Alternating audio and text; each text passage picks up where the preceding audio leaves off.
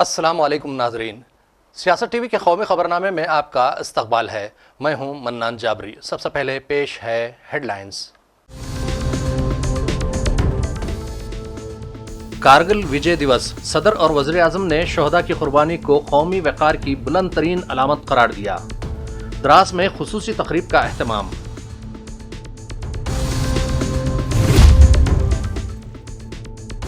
Operation सिंदूर और हमारा अज़्म, पाकिस्तान को फैसला कुन जवाब था। कारगिल विजय दिवस के मौके पर फौजी सरबराह का एहसास।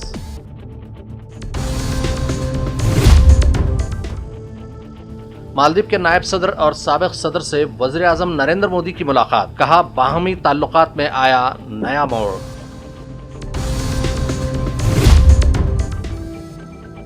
बढ़ते जराइम पर चिराग पासवान ने नीतीश हुकूमत पर उठाए सवाल, कहा मुझे दुख है कि ऐसी हुकूमत की हिमायत कर रहा हूं।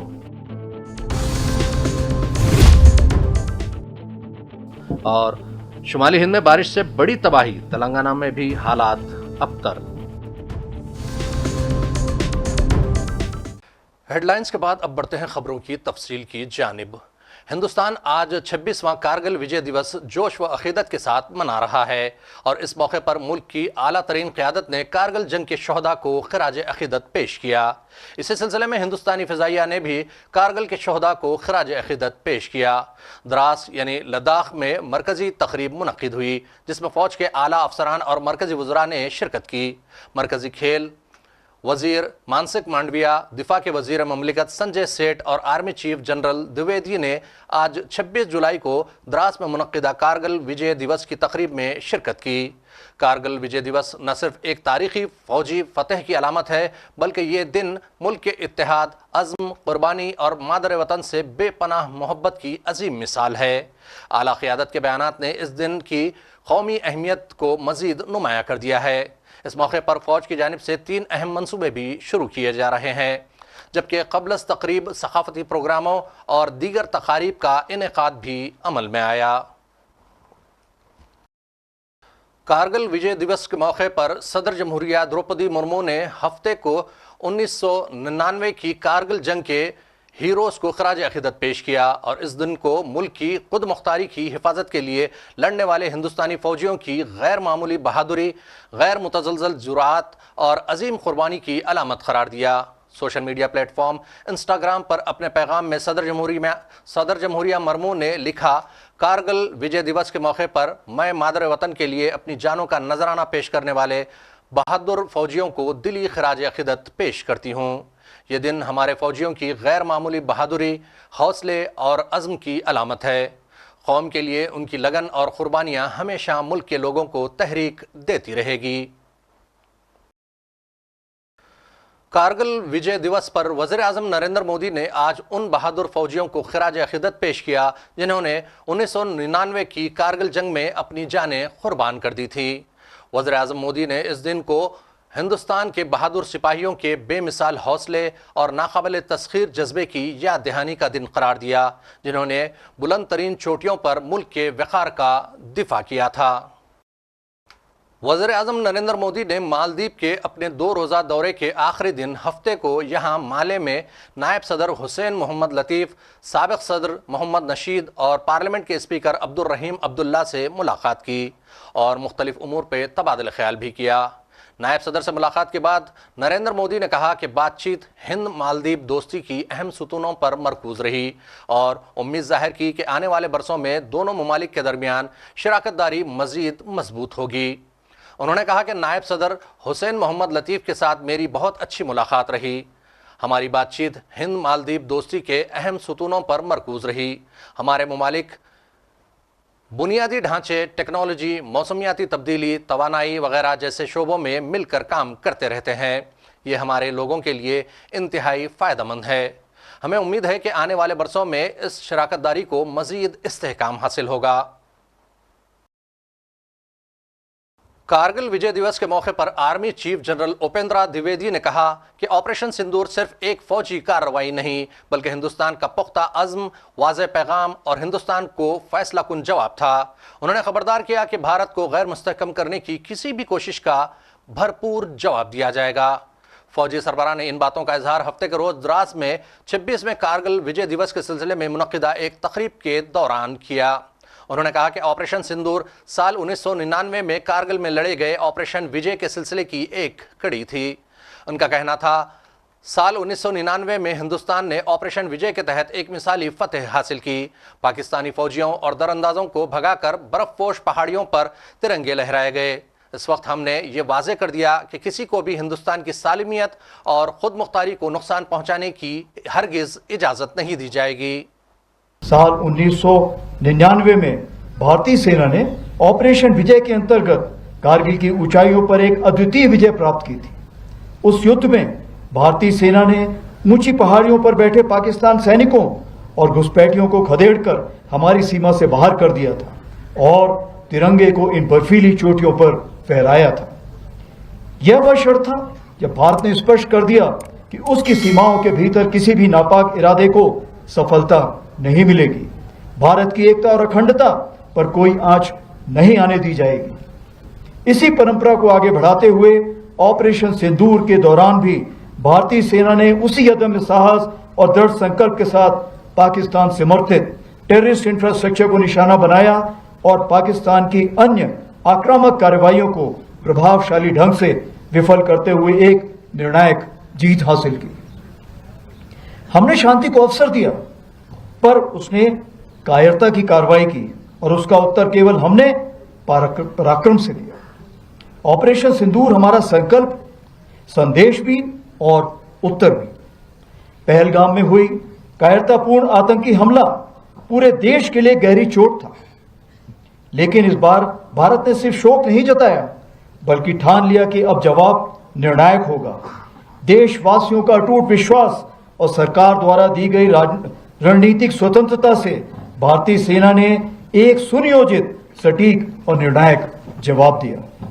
भारतीय सेना ने 6 और 7 मई की रात को पाकिस्तान और पाकिस्तान ऑक्यूपाइड जम्मू एंड कश्मीर में 9 हाई वैल्यू आतंकवादी ठिकानों को निशाना बनाया, बिना किसी मासूम नागरिक को हानि पहुंचाए हुए। यह केवल जवाब नहीं था, यह स्पष्ट संदेश था कि आतंकवाद को सहारा देने वाले अब नहीं बचेंगे। 7 से 9 मई को पाकिस्तान द्वारा की गई सैन्य कार्रवाई पर भारतीय सेना ने नपातुला और सटीक जवाब दिया। हमारी आर्मी एयर डिफेंस एक अजय दीवार बनकर सामने खड़ी रही, जिसे कोई ड्रोन या मिसाइल भेद नहीं सका।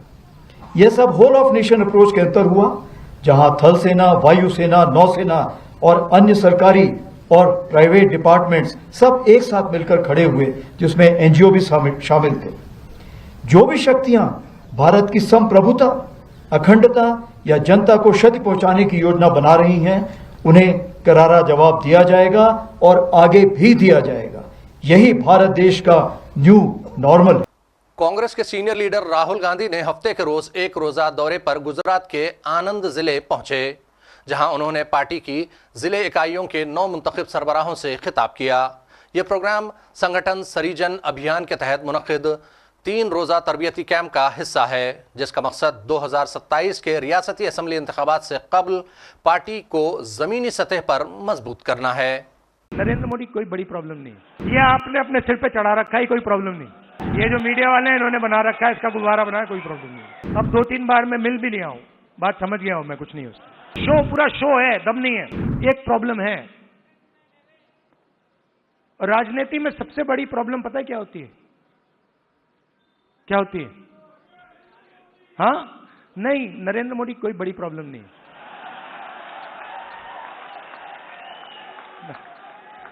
वो नहीं।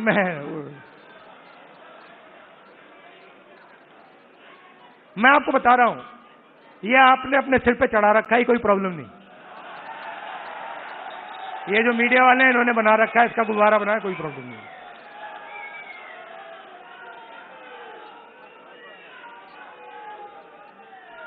अब पहले तो मैं मिला नहीं था, अब 2-3 बार मैं मिल भी लिया हूं, बात समझ गया हूं मैं, कुछ नहीं उसका।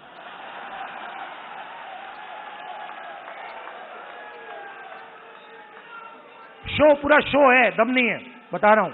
आप लोग मिले नहीं हो, मैं मिला हूं, बैठा हूं कमरे में। तो मेरा कहना है कि सबसे बड़ी प्रॉब्लम होती है राजनीति में जो व्यक्ति अपनी शक्ति को ही नहीं समझता है।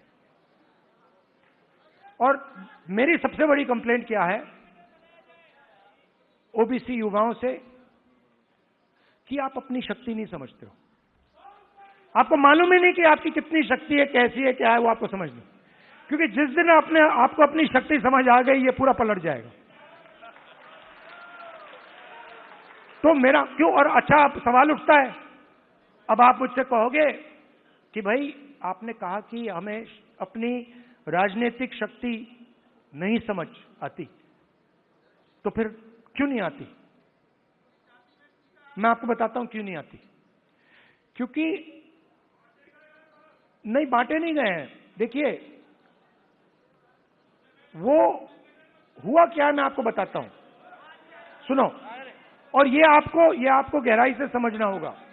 उधर कांग्रेस के सीनियर लीडर और जनरल सेक्रेटरी जयराम रमेश ने वज़ीर आज़म नरेंद्र मोदी की खारजा पॉलिसी पर शदीद तनकीद की।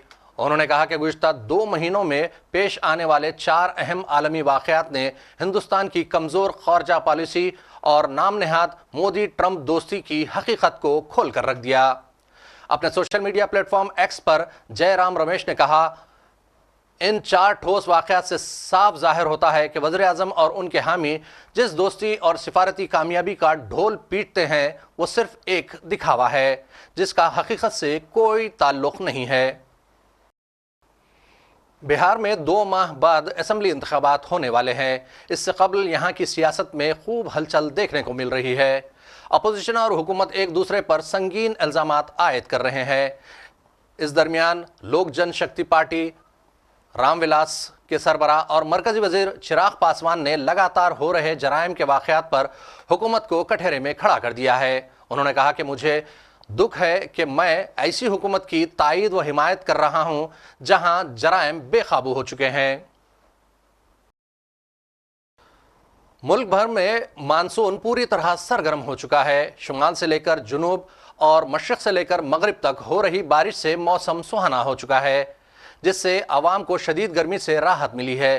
गुज़िश्ता 24 घंटों में कई रियासतों में झमाझम बारिश दर्ज की गई है। ख़ासतौर पर मुंबई, दिल्ली, उत्तर प्रदेश, उड़ीसा, कर्नाटक और केरला में शदीद बारिश से ज़िंदगी मुतासिर हुई है।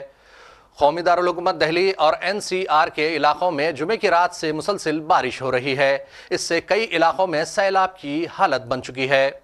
सड़कों पर पानी भरने से ट्रैफिक मुतासिर हो गई है और कुछ जगहों पर घरों में भी पानी दाखिल हो गया है। महकमे मौसमियात के मुताबिक दिल्ली में आज भी बारिश जारी रह सकती है और आइंदा हफ्ते तक मौसम ऐसा ही बना रहने का इम्कान है। उधर हैदराबाद और तेलंगाना में भी हालात अबतर हो चुके हैं और तेलंगाना में अगले 3 दिनों तक बारिश की पेशकयासी की गई है, जबकि गुज़िश्ता दिनों होने वाली बारिश ने पूरी रियासत में सैलाब जैसी सूरत हाल पैदा कर दी है।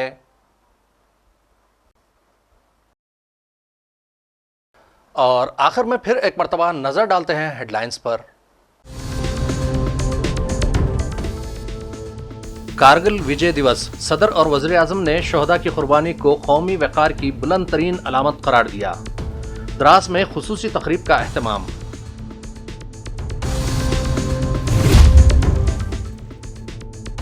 ऑपरेशन सिंदूर और हमारा अज़्म पाकिस्तान को फैसलाकुन जवाब था। कारगिल विजय दिवस के मौके पर फौजी सरबराह का एहसास।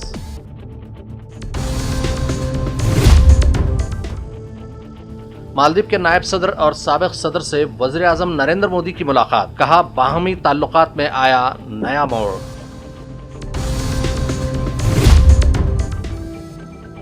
बढ़ते जराइम पर चिराग पासवान ने नीतीश हुकूमत पर उठाए सवाल, कहा मुझे दुख है कि ऐसी हुकूमत की हिमायत कर रहा हूं। और शुमाली हिंद में बारिश से बड़ी तबाही, तेलंगाना में भी हालात अबतर। खबरनामे का सिलसिला यहीं इख्तिताम को पहुंचता है। मन्नान जाबरी को सियासत टीवी की पूरी टीम के साथ दीजिए इजाजत और देखते रहिए सियासत टीवी। अल्लाह हाफिज।